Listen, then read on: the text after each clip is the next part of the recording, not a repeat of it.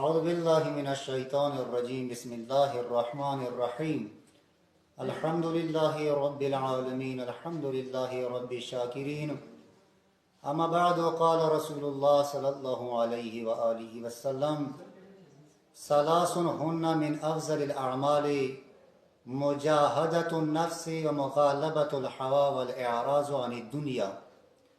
دوستان عزیز، پیغمبر اسلام د ارشاد فرمایی صدریشونه افضل ترین اعمالونه بهترین اعمالونه دي غدا چې انسان د خپل نفس په خلاف جهاد وکي و مغالبه الهوا اور دویم څه کوم دی هغه خپل خواهشاتو باندې قابو حاصلږي. دریم د پیغمبر اسلامي څخه اعراض عن الدنيا، انسان پکار دی دنیا نه اعراض وکي، انسان پکار دی دنیا نه تنهایی وکي، یعنی دنیا پریږدي. دوستان عزیز، موت ته پکار دی څه موت د پیغمبر حدیث باندې عمل وکړو. نن ذکر کوم څه انسان به خپل نفس باندې قابو څنګه حاصلي، انسان به د خپل نفس پیروي څنګه پرېږدي. ټول نه اول څه کوم سټیپ ته نفس باندې پخو چګدولو دپاره هغه پکار دی چې اول خپل خواهشات پیمال کړي، اول پکار دی چې خپل خواهشاتو باندې پخا چګدي.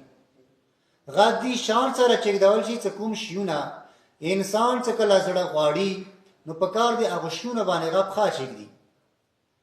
انسان ګناه څنګه پرېږدي، نفس پرستی څنګه پرېږدي. انسان نفس پرستی دي شان سره پرېږدي. کله چې انسان ته د یوې ګناه فکر راشي نو په ټیم کې انسان څه شی وکړي چې هغه نفس پرستی نه ځان وساتي او هغه باندې پښې چږدي.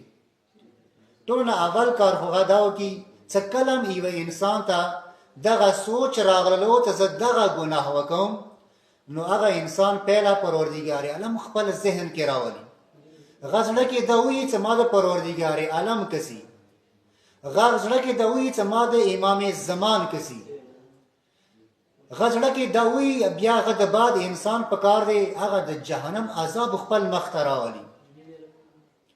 کله چې انسان دغه کار وکړو چې هغه وایي چې ما د خپل رب کسي، چې هغه وایي چې ما د پروردګار عالم کسي، چې هغه وایي چې ما د امام زمان کسي، چې هغه د هغه قیامت ورځې عذاب مخ ته راولي، هغه به هیڅ کله بیا د نفس پیروي ونه کړي.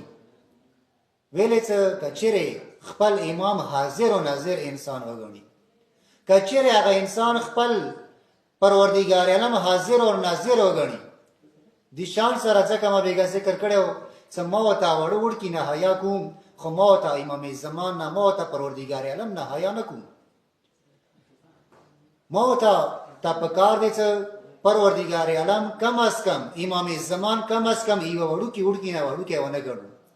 د شان سره ان شاء الله ورو ورو انسان څخه کله خپل امام پروردګار عالم زنده حاضر او ناظر وګڼي نو بیا هیڅ کلام انسان نه نفس پرستی نه کیږي، هیڅ کلام د بیا هغه زړه څه کوم دی هغه سوچ کوم دی هغه ګناه طرف نه ځي.